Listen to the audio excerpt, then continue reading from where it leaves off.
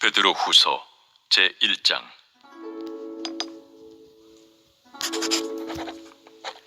예수 그리스도의 종이며 사도인 시몬 베드로는 우리 하나님과 구주 예수 그리스도의 의를 힘입어 동일하게 보배로운 믿음을 우리와 함께 받은 자들에게 편지하노니, 하나님과 우리 주 예수를 알므로 은혜와 평강이 너희에게 더욱 많을지어다.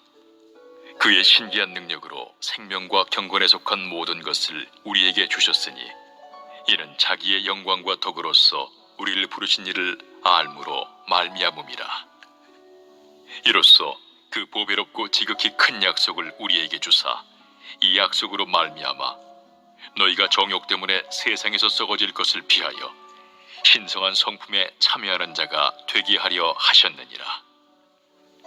그러므로 너희가 더욱 힘써 너희 믿음의 덕을, 덕의 지식을, 지식의 절제를, 절제의 인내를, 인내의 경건을, 경건의 형제 우애를, 형제 우애의 사랑을 더하라.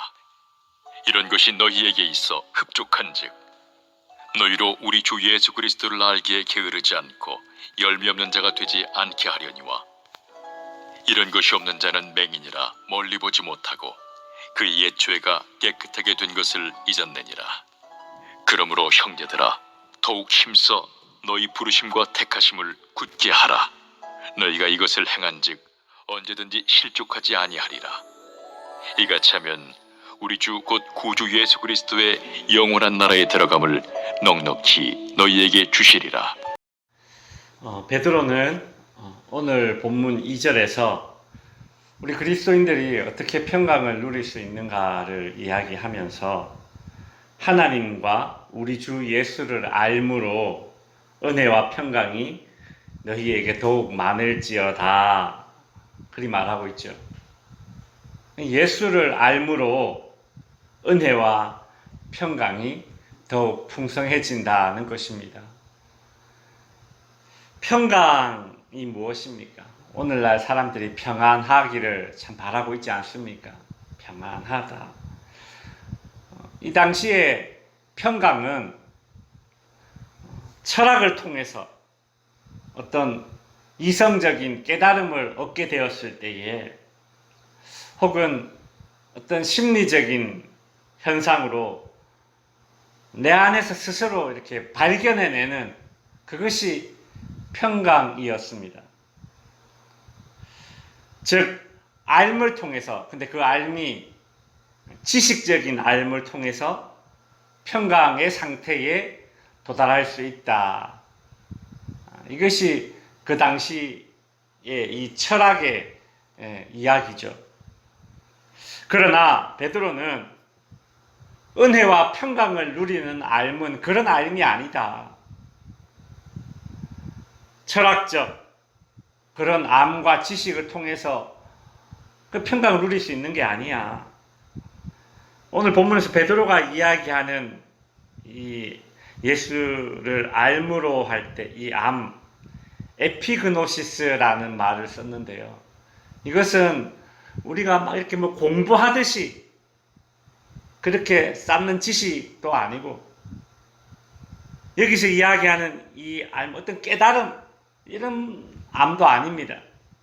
여기서 이 알미라는 것은 인격적인 알물 이야기합니다.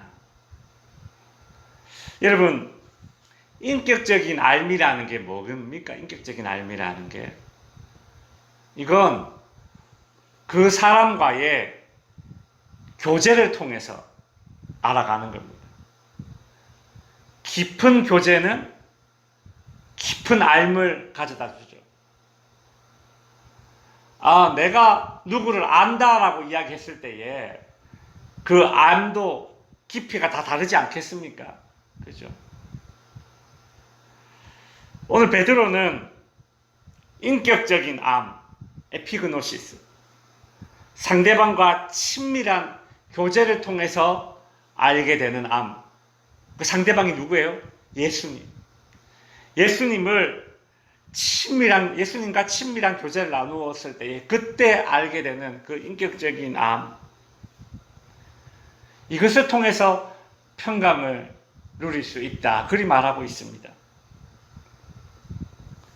이러한 삶은 우리의 많은 것을 변화로 이끕니다. 특별히 예수 그리스도를 알므로써 평강을 누리게 될 때에, 그때의 우리의 이 변화의 핵심은 무엇인가 하면 4절 후반부에 이런 말이 나옵니다. 신성한 성품에 참여하는 자가 된다는 것이죠. 주님을 따른다는 것이 무엇인가? 주님을 따른다는 것이 무엇인가? 여러분, 우리가 주님을 따른다 혹은 주님을 닮아간다 이런 말을 하지 않습니까? 그게 무슨 말이겠습니까? 오늘 본문의 베드로의 표현에 의하면 그 신성한 성품에 참여하는 자가 되는 것입니다. 예수님의 성품을 닮아가는 자. 믿음은 우리를 부르신 예수 그리스도를 알아감으로써 우리에게 더욱더 깊어지는 것입니다. 그러나 그 믿음으로 살아가는 그 경건한 삶은 주어지는 것이 아니라 우리가 애써야 하는 것입니다. 다시 한번 정리해 드릴게요. 믿음은 주어지는 거예요. 주어지는 것입니다. 그 믿음은 선물이라고 하지 않습니까? 그러나 그 믿음을 받은, 선물로 받은 우리가 주님을 닮은, 주님의 성품을 닮아가면서 경건한 자로서 살아가는 것은, 그것은 내가 애써야 하는 영역입니다. 오늘 본문 5절과 7절에 보면, 그러므로 너희가 더욱 힘써서 어떻게 하라고 이야기하는가 하면, 믿음에 무엇을 더하라. 믿음은 선물로 너희에게 주어졌으니까 거기에 너희가 무엇을 더하기 위해서 힘써라는 거예요. 힘써 더하라. 믿음 위에 힘써 더하라는 것입니다. 믿음 위에 더하기를 힘써야 할 7가지가 쭉 이야기되고 있죠. 덕, 지식, 절제, 인내, 경건, 형제 우애, 사랑입니다. 이 7가지가 바로 우리가 힘써야 할 것들이고, 그리고 이 7가지가 우리가 닮아야 할 주님의 성품이라는 겁니다. 이 7가지 중에 나는 어떤 거는 좀 되는데 어떤 거는 잘 안 돼. 뭐 그럴 수 있습니다. 그러나 한 가지가 안 된다고 해서 나는 주님 닮는 게 안 될 것 같아. 뭐 그래 지레 포기하고 할 것이 아니라 더욱 힘써야 할 것입니다. 이것은 순차적으로 시간적인, 여기서 이야기한 7가지는 시간적인 순서, 요거 다음에 요거, A 다음에 B, B 다음에 C 이렇게 되는 것이 아니라 우리 각자가 달라요. 어떤 사람은 이게 잘 되고 어떤 사람은 저게 잘 되고 또 어떤 사람은 이게 약하고 어떤 사람은 저거 약합니다. 내가 약한 부분을 더욱더 보완해서 주님을 닮아가기 위해서 힘쓰라는 거죠. 우리는 예수님에 대한 알미 있기 때문에 이제 이만하면 됐다 그렇게 성장하기를 멈추어서도 안 될 것입니다. 지레 포기해서도 안 되고 이만하면 됐다라는 그런 마음 자체도 가져서도 안 되는 것이죠. 주님의 성품을 닮아가는데 이만하면 됐다가 어디 있습니까? 그죠? 계속해서 주님을 닮아가기를 힘쓰라고 권면하고 있습니다. 여러분, 그 테레사 수녀 아시죠? 테레사 수녀. 이제 가톨릭에서는 막 성자로 추앙하기도 하고요. 참 이 테레사 수녀의 그 전기, 저희 집에 책이 두꺼운 게 있는데 제가 이렇게 다 보지 못하고 중간중간에 이렇게 봤는데 그분이 쓴 일기입니다. 참 인간적으로 참 정말 존경받아야 할 분이구나 그런 생각이 듭니다. 그녀의 삶이 참 얼마나 사랑을 실천하는 삶이죠. 그죠? 그 테레사 수녀님이 쓴 일기에 제가 보니까 이런 일기를 썼어요. 보니까 내가 지내는 수녀원에는 사사건건 내 신경을 건드리는 수녀가 있다. 말 한마디, 행동 하나하나가 다 거슬린다. 그녀의 인격 또한 사랑스럽지가 않다. 그러나 그녀는 나의 자매이고 하나님이 그녀를 지극히 사랑하심이 분명하다. 그래서 나는 그녀에 대한 자연적으로 내 안에 생기는 그 반감에 지지 않을 것이다. 여러분, 이 테레사 수녀 같은 분이라면 그냥 이 안에서 막 사랑이 콸콸콸콸 이렇게 막 흘러 넘칠 줄 알았는데, 이분이 쓴 일기를 보면서 테레사 수녀 같은 분도 누구를 사랑하기 위해서 이렇게 막 일기를 써가면서 애를 썼다라는 거예요. 야, 참. 여러분, 그저 되어지는 게 없습니다. 그렇죠? 그저 되어지는 게 없어요. 이 주님 닮은 성품이 되기 위해서 나는 내 안에 생기는 그녀에 대한 그 반감에 그치지 않기 위해서 고군분투하는 그런 모습이 느껴지지 않습니까? 그렇죠? 이렇게 마음을 졸이고 애써가면서 그렇게 상대방을 사랑하기 위해서 그렇게 노력했다라는 것이죠. 이게 우리의 믿음이 그냥 믿는다라고 해서 그냥 끝나는 것이 아니라 그 믿음 위에 아까 이야기한 7가지를 더하고 인격을 더하고 덕을 더하고 절제를 더하고 맨 마지막에 뭘 더요? 사랑을 더하고 그렇게 열매 맺는 신앙인이 되기 위해서 참 지속적인 주님을 닮기 위해서 지속적인 노력을 하는 과정이 우리의 성도들의 삶이어야 한다는 것이죠. 베드로는 예수님을 아는 것과 그 예수님의 신성한 성품을 닮아가기 위해서 힘쓰지 않는 사람을 가리켜서 오늘 본문 9절에서 맹인이라고 부릅니다. 맹인이다.